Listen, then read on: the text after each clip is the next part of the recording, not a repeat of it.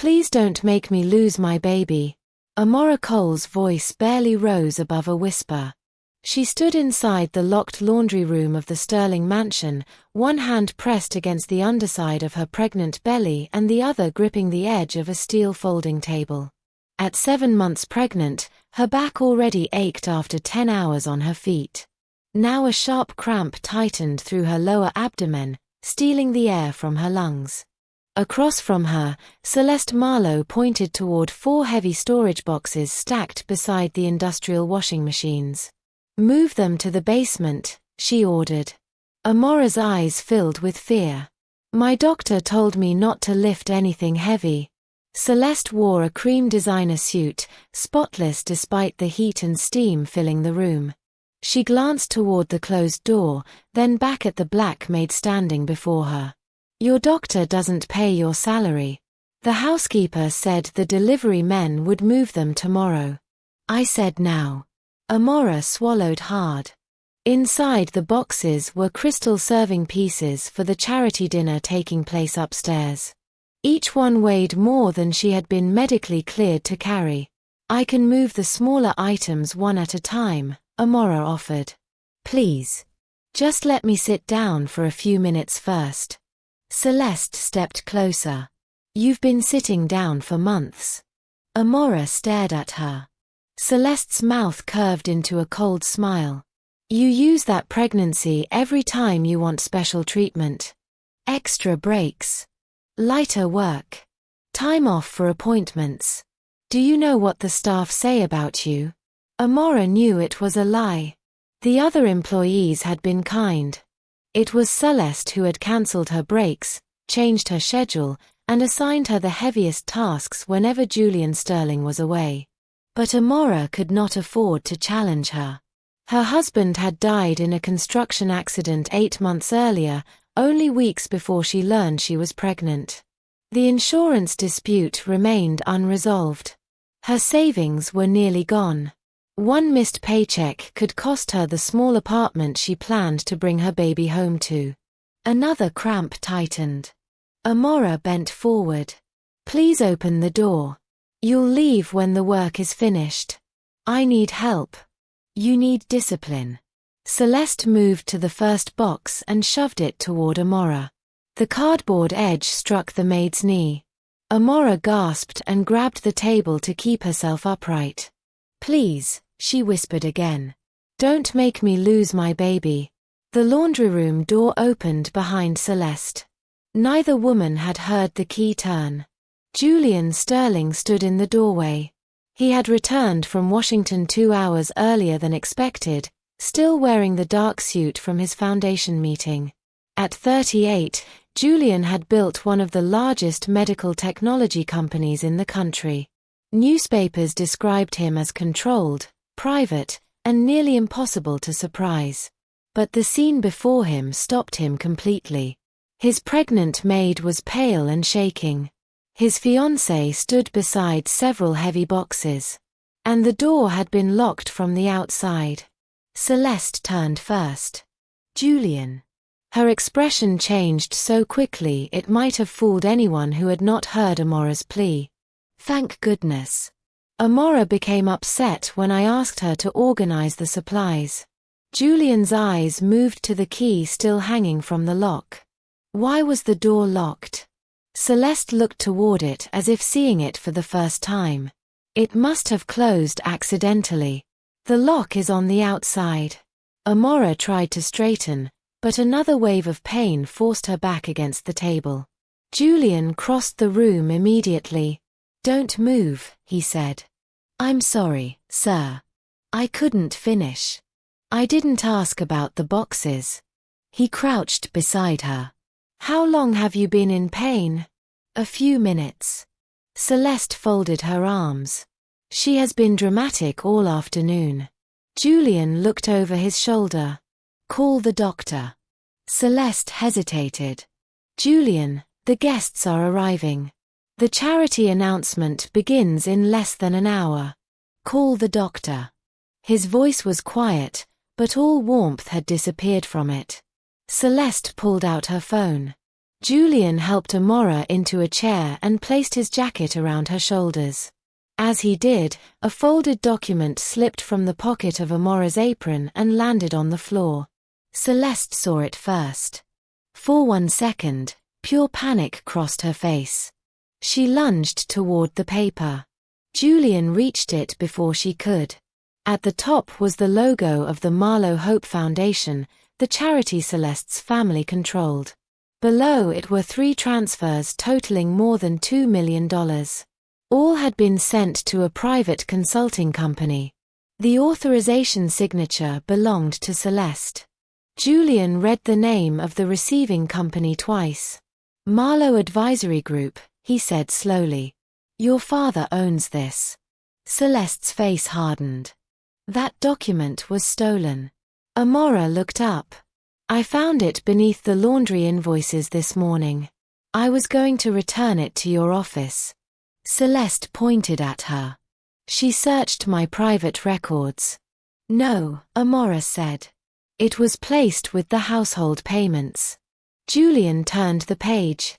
Attached behind the transfers was another document. It was an incident report accusing Amara of ignoring medical restrictions, lifting heavy boxes without permission, and endangering her unborn child while on duty. The report had already been signed by Celeste. It was dated for the following morning. Julian stared at the 4 boxes beside the washing machines. Then at the locked door. This had not been punishment delivered in anger. Celeste had planned it. And if Amara had collapsed, the documents were ready to blame her. The mansion doctor arrived within 12 minutes. By then, Amara's pain had eased slightly, but she remained pale beneath the bright laundry room lights. Julian stayed beside her while Dr. Helen Ward checked her blood pressure, pulse, and the baby's heartbeat with a portable monitor. Celeste stood near the doorway, arms folded tightly across her chest. The heartbeat is strong, Dr. Ward said at last. But she is dehydrated, exhausted, and showing signs of physical strain. She needs rest immediately. No lifting, no stairs, and no more work tonight. Amara released a breath she had been holding since the first cramp. My baby is safe. For now, yes. But another episode like this could become dangerous. Julian looked at the storage boxes. How much do they weigh? The doctor glanced toward them. Far more than she should be carrying at 7 months. Celeste stepped forward. She was never forced to lift them. I asked her to organize the room, and she became emotional. Julian held up the incident report. Then why did you prepare this? Celeste's eyes flickered toward the doctor. This is a private employment matter. You wrote that Amara ignored medical restrictions and endangered her child. The report is dated tomorrow. I draft documents in advance. For an accident that had not happened yet? Celeste pressed her lips together. Dr. Ward looked between them, clearly uncomfortable. I recommend Amara be taken home or to the hospital for observation. She'll go to the hospital, Julian said. Amara immediately shook her head. I can't afford an emergency visit. You are not paying for it. I don't want charity. This is not charity. You were injured while working in my home. Celeste gave a sharp laugh. Injured? She has mild cramps. Julian turned toward her. Leave the room. The command stunned everyone. Celeste's face tightened. Excuse me? I said leave. You're dismissing me in front of the staff? No. I'm asking you to step away from a pregnant woman you locked inside a room. Celeste's expression hardened, but she walked out. Before leaving, she looked at Amara with a quiet promise of retaliation. Julian saw it. After the doctor helped Amara into a wheelchair, Julian handed the financial documents to his security chief, Marcus Dale. Make copies. Lock the originals in my office safe. Nobody accesses them without my permission. Marcus nodded. And the charity dinner? He asked. It continues. Amara looked at Julian in surprise. Celeste's family had invited some of the largest donors in the country. Canceling the dinner would raise questions immediately. Julian lowered his voice.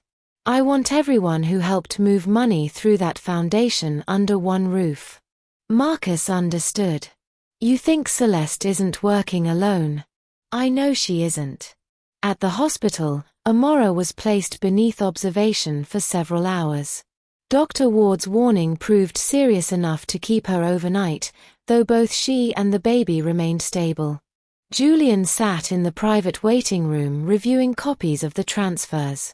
3 payments had been routed from the Marlowe Hope Foundation into Marlowe Advisory Group. The descriptions claimed they were consulting fees connected to children's medical outreach. But no such outreach program existed. Amara rested in the nearby examination room, trying to understand how an ordinary laundry invoice had become evidence of fraud. She remembered finding the folder that morning. It had not simply been misplaced. The documents had been tucked beneath household supply bills in a drawer Celeste knew Amara checked daily. Someone might have wanted her to find them.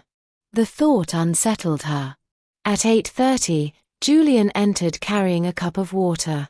How are you feeling? Embarrassed. That is not a medical condition. It feels like one.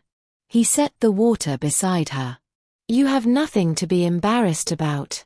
I should have told you sooner. About Celeste.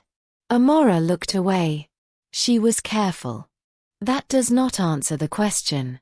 She controlled my hours, cancelled my breaks, and threatened my reference. But every time you were home, she became generous. Julian's jaw tightened. How long? Nearly 5 months. And I noticed nothing. You noticed what she wanted you to notice. He absorbed the truth without defending himself. Why did you stay? Amara placed one hand over her belly. My husband died before the insurance claim was settled. I have rent, medical appointments, and a child coming. Leaving without another job would have been reckless. Julian sat across from her.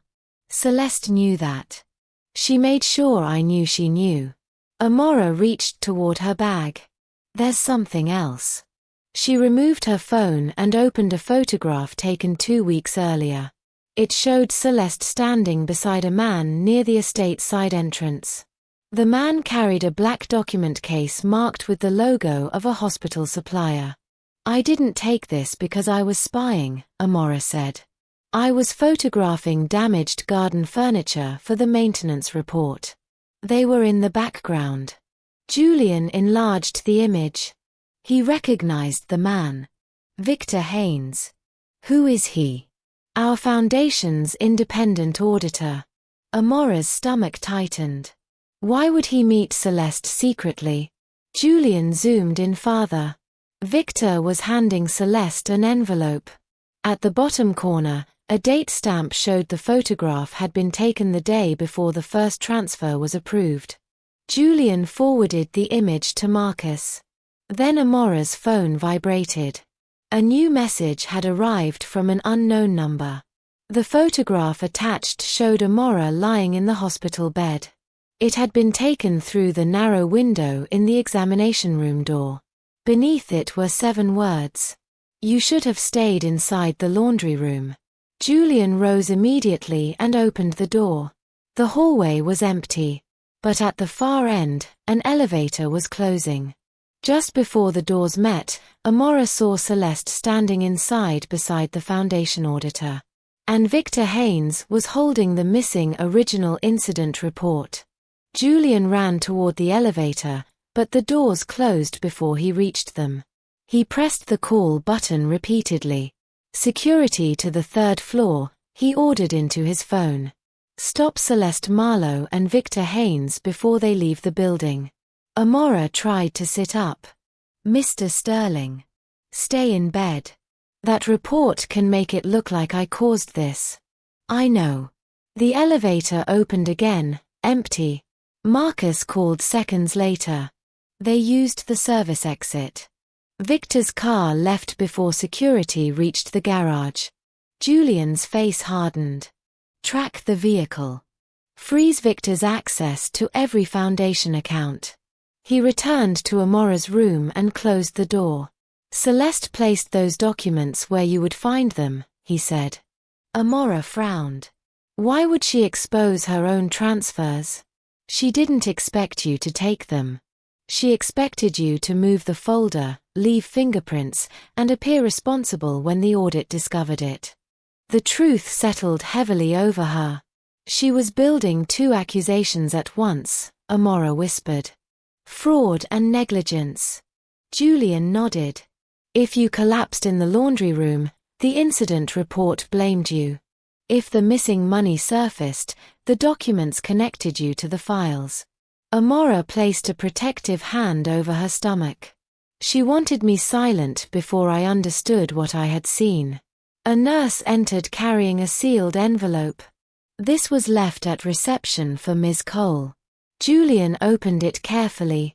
Inside was a copy of Amara's employment file, altered to show repeated warnings for dishonesty and unsafe behavior.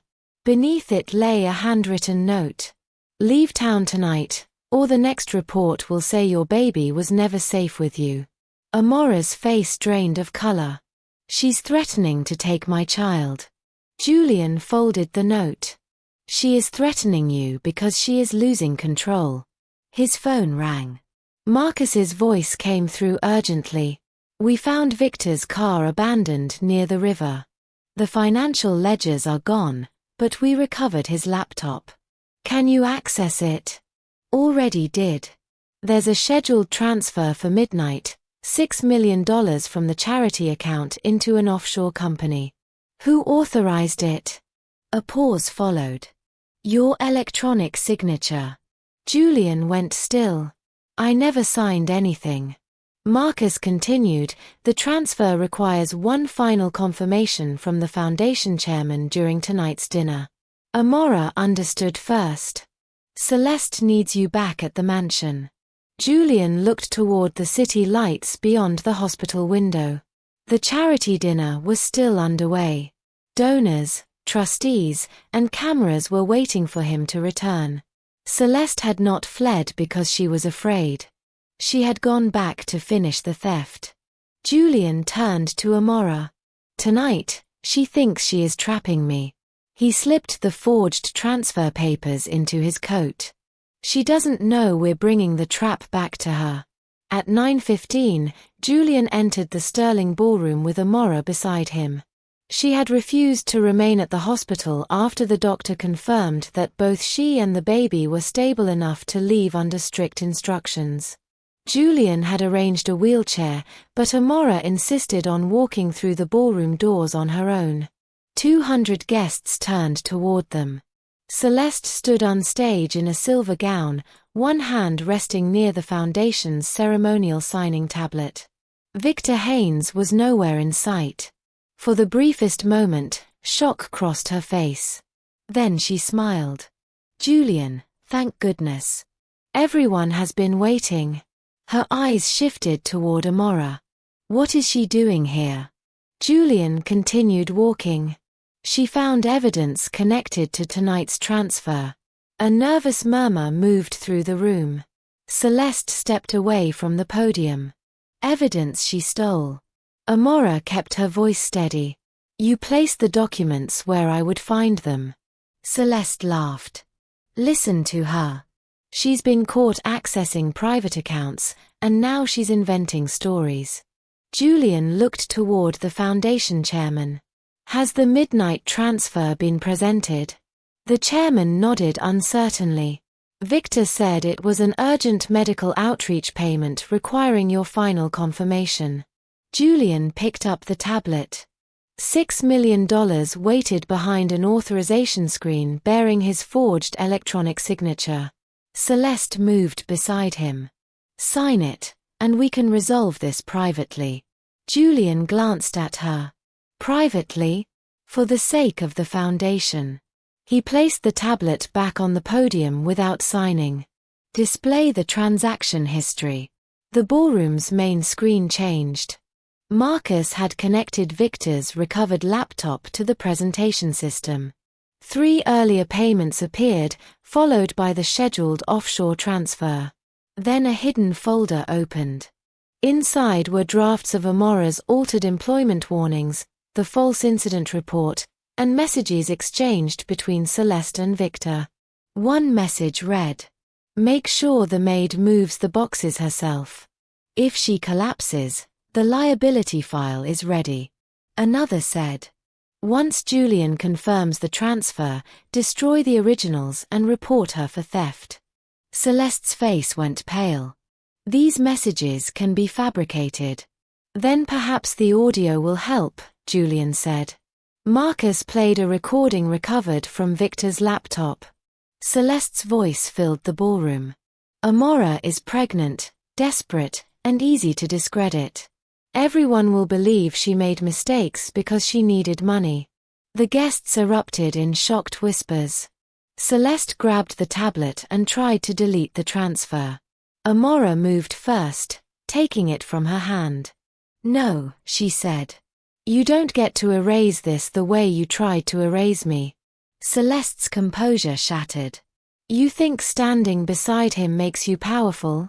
Amara placed one hand over her stomach. "No. Surviving what you planned made me powerful."